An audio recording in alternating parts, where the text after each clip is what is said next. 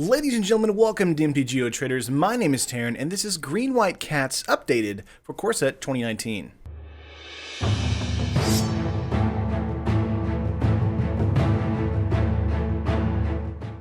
So here we are once again with Cat Tribal in Standard. This is such a good deck. I mean, it's such a fun deck to play, but it's also just an overall like super go wide competitive deck almost. Tier 2 at least, probably not Tier 1. Even with the new stuff from Core Set 2019, I don't think this will hit the Tier 1 lists, of course, but it is super fun regardless. So let's get into the deck list right now. We're going to start off with our creature curve here. We've got 4 Sacred Cat, 3 Leonin Vanguard, and then 4 Dorn Pouncer and 4 Ajani's Pridemate. So Pridemate and Vanguard are the new cards from the actual deck list here. The full deck list will be in the description as far as the link if you want to look at that. But, you know, not really going to update or talk about like what Sacred Cat and Pouncer do. You guys should know that. The Vanguard, though, super interesting, especially with the Pridemate. A 1-mana 1/1 at the beginning of combat on your turn. If you control 3 or more creatures, the Vanguard gets +1/+1 until end of turn, and we gain 1 life. So if we have the Pridemate on the battlefield on turn 2, the Vanguard gains us a life and actually gives the Pridemate a counter if we have 3 creatures once combat happens. So super good for us, and just a good attacker as well, being able to attack in for 2 power instead of 1 power. The problem with the Vanguard, of course, is that it does die to you know, any kind of Chain Whirler coming in because it's just a 1/1 on their turn and during their combat as well, stuff like that. Pridemate, though, super good in a cat list because we have a lot of things that have lifelink in this deck list. So a 2-mana 2/2. Whenever we gain life, you may put a +1/+1 counter on Ajani's Pridemate, and that's all she wrote. And she is super good. I'm gonna say the cat is a she here. Ajani's Pridemate's super good here. Love this card a lot, and just a great inclusion in the cat deck here for Standard. Moving up to the other creatures, we have Pride Sovereign, Prowling Sepoppered. I know that I mispronounce that every time. I'm just gonna give up. I mean, rotation's about to happen. That's how it's pronounced. Leonin War Leader and Regal Caracol. The War Leader here is a new card from Core Set 2019. 4 mana 4/4. Whenever it attacks, create 2 1/1 white cat creature tokens with lifelink that are tapped and attacking. So this is a 4 mana Goblin Rabble Master, and I'm totally okay with this, especially because it's a 4/4. The problem, of course, is that War Leader has to attack to get this off, and you know, it's kind of falls prey to a lot of removal in a lot of the deck lists right now in testing. So I like War Leader a lot, though, when it can attack out on turn 5, but because it's a little slow at getting off its ability, it can just be a nothing card that hits the battlefield. Regal Caracol, though, is of course your giant lord for the cats, a 5-mana 3/3. Other cats you control get +1/+1, have lifelink, and when it enters the battlefield, you know, it creates 2 1/1 with lifelink as well. And the Prowler here is good for just against control decks in game 1. We have some more in the sideboard for game 2 against another control deck, or more control decks. And the Sovereign can get super out of hand super quickly by being just a 7/7 or whatever that creates other 1/1 lifelinkers as well. It creates 2 as well. So lots of stuff to create, a lot of tokens here in the deck list. Just a lot of powerful cats overall in here as well. So that's all of the creatures. Let's move on to some spells here. We've got Blossoming Defense, Radiant Destiny, and Ajani, Adversary of Tyrants. So I'm going to level with you. Ajani, not that great. Not if you're ahead, Ajani's really good. If you're behind, Ajani kind of just gives you a creature if you have one in the graveyard, and besides that, Ajani just does nothing. If you have like no creatures on the battlefield, Ajani does nothing. If you don't have a graveyard, Ajani does nothing. And his ultimate is super cool, but getting there takes, you know, 3 turns and then another extra turn if you want to activate it without killing him. So I put him in here for the flavor, for the cat tribal flavor, but I think, honestly, guys, Ajani should probably just be taken out, and he should be given something else, like either more creatures, or maybe even like the Lifecrafter's Bestiary would be a great spot in this list as well. I like Ajani. He's in the list. He's in the testing. He's done that kind of stuff. So he does work sometimes, but other times he just does nothing, and I feel real bad for playing a 4-mana Planeswalker that really doesn't affect the board state other than just making stuff more powerful, which can be good sometimes. But if opponents have like 7/7s or Death Touchers, then I just feel bad. Blossoming Defense, though, and Radiant Destiny are great standbys for the deck list. Radiant Destiny being a great card to pump our entire board state, as well as eventually give our cats Vigilance. which is very, very good. And you can stack them on top of each other. So if you wanted to put a Radiant Destiny in here and then put another of the Vanguard and the 1-drop slot instead of a Ajani here, totally go for it. I wouldn't be against it in this deck list. And Blossoming Defense is here just to protect your Caracals, your War Leaders, things like that that you really need to protect once you play them and they play like Vraska's Contempt or Fatal Push or something like that that you don't necessarily like on your creatures here. But that is all the actual spells, creatures in the deck list. Let's go to the lands really quickly. We have 24 lands in total, 6 Forest, 7 Plains, 4 Sun Petal Grove, 4 Sacred Grove, or Scattered Grove, and then we have Shefet Dunes and Scavenger Grounds, just a one of. So probably could throw in some more Shefet Dunes because this deck does go super wide super quickly. But I like the 2 here just to make sure we get a nice kind of smattering of white mana that we don't lose life from in the early game, because that is kind of important on turn 1 through 4. Whereas you have like Sacred Cats, lots of 1/1s that gain you life. So in the early game, it matters a lot more, but in the mid to late game, it doesn't matter as much. So I like Shefet Dunes to close out a match for that. But that is all the cards in the Game 1 game plan. That's the first 60. Let's go over the sideboard really quickly here. We've got Scavenger Grounds, just a second one. Authority of the Consuls against those mono-red strategies. Heroic Intervention to kind of hopefully deal with the Chain Whirler situation or board wipe situation. I can't deal with Yahine's Expertise, sadly, so that does suck for us. Aether Harvester is very nice as well, being a flyer for us, as well as a life gainer, giving that Pride Mate some extra life gain potential. And then we have Invoke the Divine, Prowling again, and Cast Out, and then Vivian Reed. I really like Vivian Reed a little bit more than Ajani, honestly. After testing and after kind of giving it some more thought, I probably think that Vivian should be in the place of Ajani in the main board instead, because she is a 5 mana 5 loyalty. Her +1 is look at the top 4 cards of your library. You may reveal a creature card or land from among them and put them into your hand. Put the rest on the bottom of your library, so it gives you a creature or land, which is great.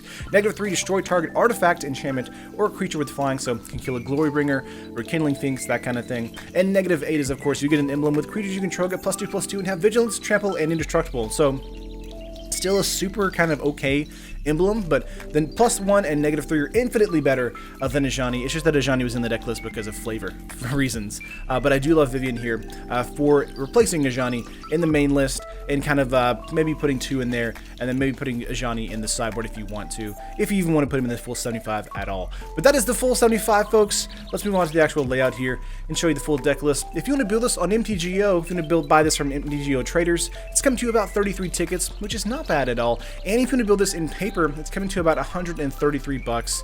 The most pricey cards, of course, will be coming to the lands like Sun Petal Grove, Scavenger Grounds, things like that. And Aether Harvester is kind of getting up there in a little bit in price. But that's basically it as far as like the pricey cards in the deck list. You have Adorned Pouncer, which can be a little pricey in some spots. And that's basically it, though. Really kind of budget to me. I like it a lot. I like cats in general as far as cats in standard goes, and I think that the pieces we got from 2019 are just so much better for this deck list. But that's it for the actual deck tech, guys. Just kind of wanted to breeze right on through that because we're going to go to some matches really quickly and see how this actually does in tournament practice. All right, guys, let's get into match 1. And hilariously, match 1 is actually up against mono red deck wins. So this is a really complicated match, but it goes really well in our favor after a 3-game win here. Beaumont Courier for them. We go for the Vanguard here. We let it go in because we go into a Vanguard and then another Vanguard.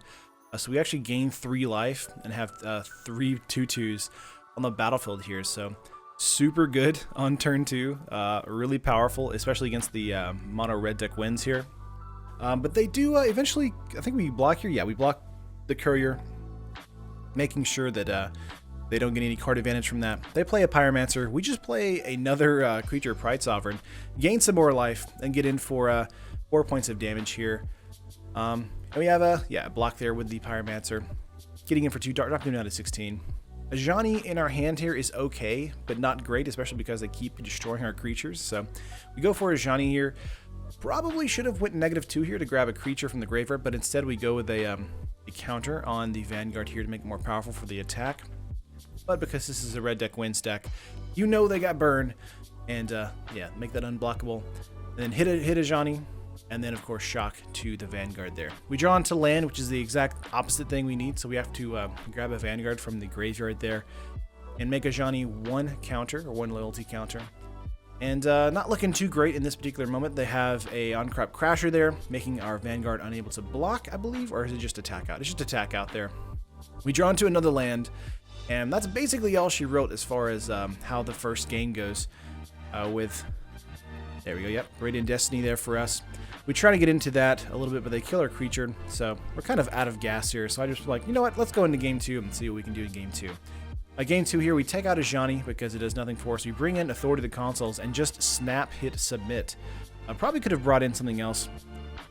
Invoke the Divine, something like that maybe. Sacred Cat on turn 1 for us. Turn 1 for them, they have a Bomat Courier. Once again, we should have blocked here, but we didn't.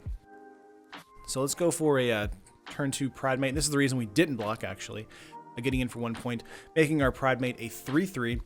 The Pridemate here is the card that really is the all-star of this entire match here, becoming a huge threat. We decided not to block because of shock and things like that, so we know that they could possibly have that in their hand here right now, so we're just going to attack out before we play our Adorned Pouncer. Attack in, and then we actually trade with their... Actually, don't trade, because it's a 1/2.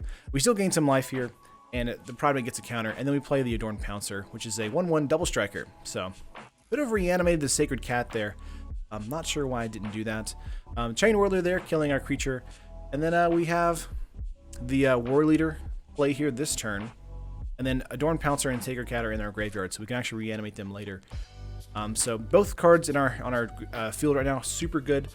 We let this go through because of thinking about a shock in their hand or a lightning strike. They go for a Chain Whirler, but they don't have any other follow-up spell for that. So we go for a land and then Sacred Cat and then Radiant Destiny, because this does set off Ascend once we attack with the War Leader here. So attacking with a 4/4 and a 4/4, or 5/5 and a 5/5 thanks to Radiant Destiny. They go with a block here with shock on top of that, so that does confirm our suspicions that they did have shock. However, we do gain some life here, making the Ajani Pridemate just a massive threat. Pyromancer on their side of the field, and they kill our creature and then just swing in with 2 creatures here. They leave up blockers because we have Pridemate that can do some real damage. We draw into Authority of the Consoles kind of late into the match. It's still useful in this particular situation. We play out the Prowling Subpopper. I'm sure I mispronounced that. And then the Authority here. And then we just start attacking in. Actually, we do something wrong here. We shouldn't have attacked in this turn because they have First Strike, and that just wasted our creature there that was lifelinking. So don't do that, folks. I don't know why I did that. That was a misplay. We still end up winning this match, though. So learn from me, not with me. We gain a life there from the Carry Zev, so we have a huge creature here. Ajani going with the block on the Bomat Courier. Obviously, they're going to sack the Courier here to get some cards into their hand with the Courier's ability. They land 3 cards in hand. We're going to go with an Eternalized Adorned Pouncer and just kind of pass turn here. We have Shefet Dunes next turn. We can just start swinging out like crazy. Because the Pouncer and the Pridemate are so much more powerful than the Chain Whirlers, we have no problem swinging out next turn with the Shefet Dunes. So we go with a cycle here, get into another land, and then just go Shefet Dunes here and swing out. Because we have tons of stuff on the field that just does so much damage. Now, the Prowler probably shouldn't have swung out with, but they do double block it, meaning that it does just die. But we do, decimate most of their board as far as their smaller creatures here. So we have a double striker and I think that's just a huge creature. I think it's a 6 counter, so 9/9 or 10/10 or something like that. Just something insane. And because red decks don't really have like supreme removal like Vraska's Contempt or something, we just kind of get away with that giant creature on the field for the rest of the match. So they have a lightning strike. They do kill our lifelinker here, which is kind of sad as a blocker, but they kind of give it up. And we go into game 3 here. So in game 3, we bring in Heroic Intervention and take out Blossoming Defense. We don't see the Soulscar Mage at all, so we think that he's probably not in the deck list here. So we go with a mulligan and go with Keep on Top. I have a good turn 2 with Pridemate, but no turn 1 play, so it's a little slow. They go with the Courier, as per usual, from the red deck wins decks. But we're going for the Pridemate on this turn. We're kind of expecting a lot of our creatures to die, since we're kind of a turn behind right now, because we don't have the Sacred Cat. They have Wizard's Lightning there to kill our Pridemate, and then we go for, I believe, the Prowler here. Yep. No, it's Pride Sovereign, because we want to keep the Prowler because it is a 4/3. It could be a possible 5/4, being able to block with the Chain Whirler. That's why I play that instead. So yeah, does die to a Wizard's Lightning again. They get in some more attacks. And we just play out the Prowler here, because it's a 4/3, and they've already ran through 2 spells that do 3 points of damage, thinking that they don't have any lightning strikes or anything. They have 1 card in hands now, so a lot of stuff we we're gaining here. They decide to let the courier, or sack the courier, draw some cards from the courier, get into the wizard there. We go Regal Caracol, making a 5/4 with lifelink, and then we just attack in. So they could have gone with a double block there, but instead of doing that, they just let it go through. And they actually don't have anything for that follow-up play because they didn't have anything in their hand. So that was it for that deck. Let's get into match 2 here. So really exciting with match 2. We have Sacred Cats on the turn 1 play. Don't have a Primate to follow that up in the hand, so that's kind of sad. But that's all right. It's okay. We actually draw into an Ajani Primate. So again, Ajani's a card that's kind of doing nothing in our deck right now as far as what's happening in the actual going forward in the match. If we're ahead, it's really good. If we're behind, it's really bad. I think the deck we're playing up against is a blue-white cycling deck, and we kind of just mop the floor with it. It really doesn't have any options to kind of get ahead in this match because we're getting underneath all their counter spells and stuff like that. So Primate and Sacred Cat doing work with Radiant Destiny on top of that. They go for Field of Ruin, and that's basically it for game 1. They just don't have anything to do against that, because if we had played our follow-up creatures, we would have been winning that match. So we bring in Invoke the Divine, thinking it's probably like a weird cycling deck with some enchantments and things like that. So just kind of go with that, and bring in Sacred Cat, thinking that they have the Drake Haven. That's why we bring in Invoke the Divine. Bring in Ajani's Primate again. A fantastic turn 1, turn 2 play with the Primate and the Sacred Cat, making a 3/3 on turn 2. And then Radiant Destiny is also in our hands. So we basically have the same hand we had previously. Just value forever and ever. We go Cat here and get in again for tons of damage in game 2 here. And putting more counters on there, why not? Opponent's down to 13 here. We are tapped out. They do lay their second blue mana, so they do have probably counters up. We go for, I believe, a Pride Sovereign? Nope, we go for attacks first. They drop them down to 6. Because they don't have another white mana, we're thinking they don't have Settle the Wreckage, of course. But if they hit another white mana, we might think that. They have Rejuvenate, I think, is the card. Gain 3 life. Draw a card. Very interesting. And then their turn here. Let's see, they do lay another land, but it's not a white land. So we're still kind of doing pretty good on that. They do Gale Strike, we do Blossoming Defense, and opponent decides to be like, you know what? It's just not worth it. I'm going to scoop it up. So let's get into match 3 here and see what we can do. Again, the core set 2019, since it's been out, it's just made a lot of these matches in testing super fun because the deck lists are all incredibly varied. Now, there are a lot of control decks out there, like this is a control deck right here, but there's a ton of just interesting decks to be had throughout all of the tournament practice here. So the opponent is going for a blue-black control list here. And we just kind of crash in with our Pride Sovereign here. Could have gone with the Adorned Pouncer, but because we have the Blossoming Defense as well, it doesn't really matter that much. We go for Disallow, or they go for Disallow, then we attack in for some damage here. We try to get before combat, so that way the Vanguard is a little bit more powerful. Yahini's Expertise here does hurt us a lot, so we go with a Blossoming Defense on the Pride Sovereign, making sure it survives. And then Millstone hits the battlefield, and then I realized that this is a blue-black mill deck. This might be similar to Dev's list, Strictly Better MTG. So we kind of go for a super wide strategy here and get in as much damage as we can in game 1. But it's going to be super stressful to try and get around all of the counters in this deck because Yahini's Expertise and things like that really do hurt us quite a bit. So we try to crash in as much as we can this turn. Let's see. Yeah, we make some creatures actually, and then we crash in with our Vigilance, Adorned Pouncer, and Sacred Cat, making sure we have a Send with the Radiant Destiny. I do a Send because I do make sure that I do get a Send because I'm thinking that they have a Yahini's Expertise or something like that, as soon as this happens. So I want to try and get that in as soon as possible, but we do wrap up the first game pretty handedly. Take out Ajani, we bring in Prowling, and then we bring in Invoke the Divine, thinking that they'll have Psychic Corrosion, Millstone, that kind of stuff. And then go into game 2 here. Game 2 is where it kind of gets away from us as far as the match goes. But game 1 we did pretty well as far as how we could get our momentum going. We were just a little bit faster than they can handle. Have a kind of decent opening hand. A lot of land here, so it's kind of a sketchy keep. But we have Sacred Cat and Pride Mate, and that's always a good keep in my book.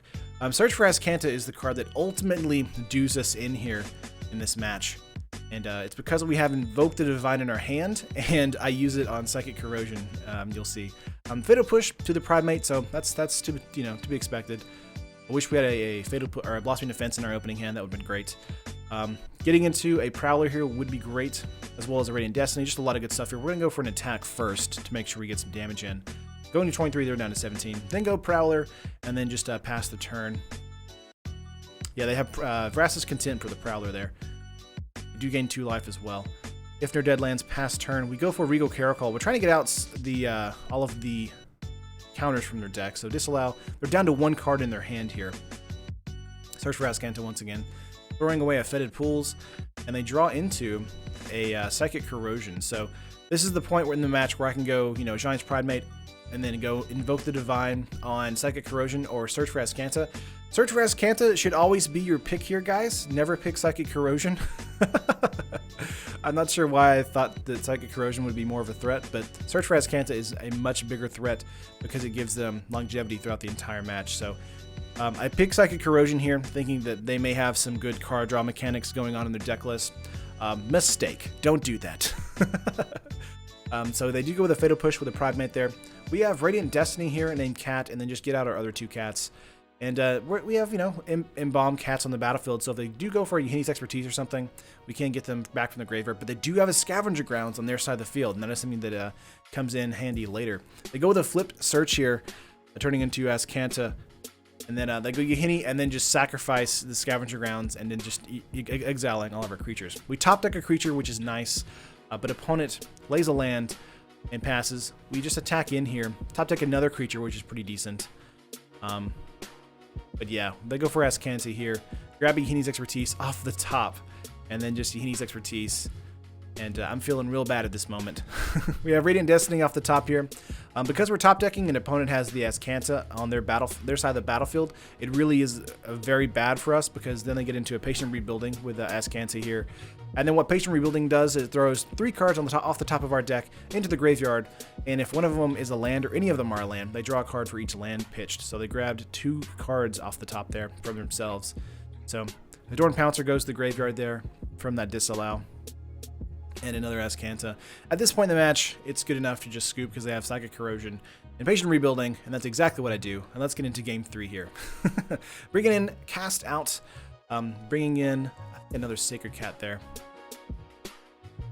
Yeah, taking out the War Leaders here. Really considering that what we could do as far as speed goes, making sure we can bring stuff in. We take out Blossoming Defense because they don't have as much spot removal as they do board-wide removal, so have a decent opening hand, so we go with a keep here. A little kind of sketchy if we don't get into another land quickly.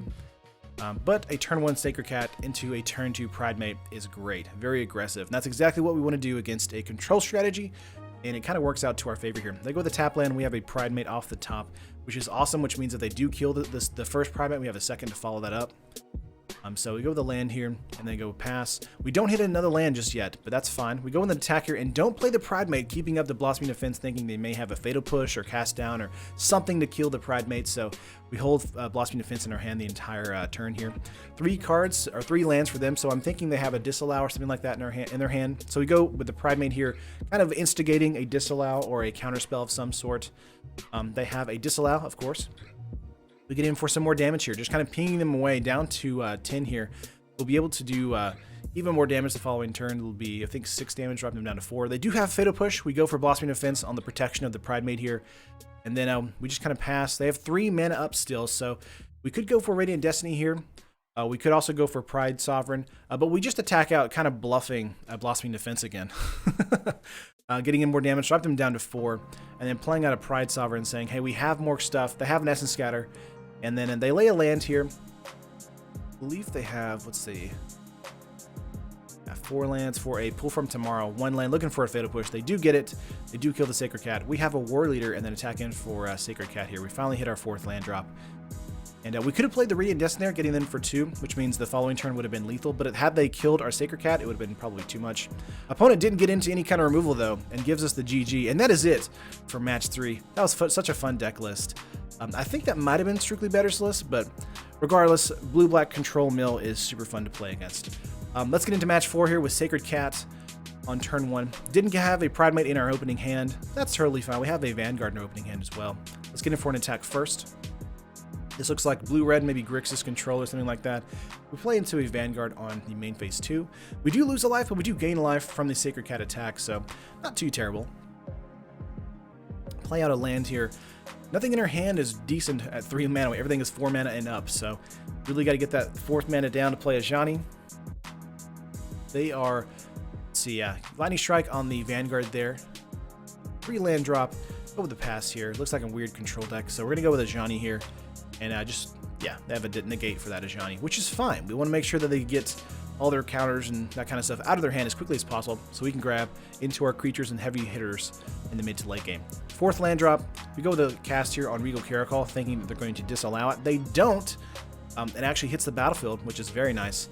And then we attack in for Sacred Cat, so super good for us there. Now, one of the more puzzling things is they have a Glimmer of Genius here, which is great. And then the following turn here, I believe they lay a land and then go for a Goblin Chain Whirler. But they don't have a follow-up spell as far as a Lightning Strike to the Caracol.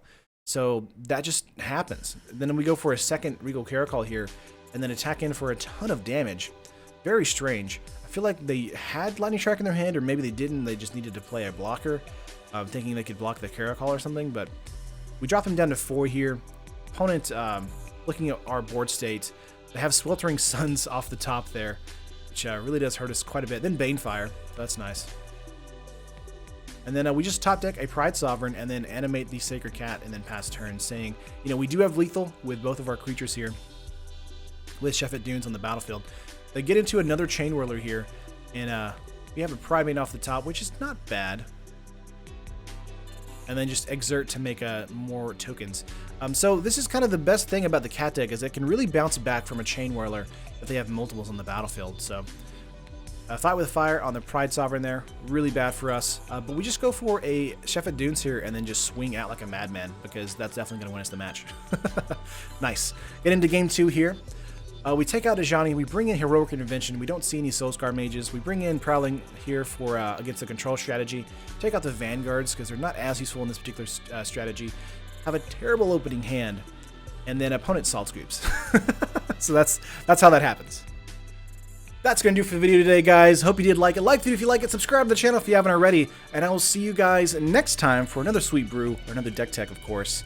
And yeah, be nice to each other, and I'll see you guys in the comments down below. Peace. Thank you for watching the video. If you enjoyed the video, make sure to smash that like button. Subscribe to the channel for more awesome MTG content just like this. And make sure to tap the bell icon to be notified whenever a video is made live.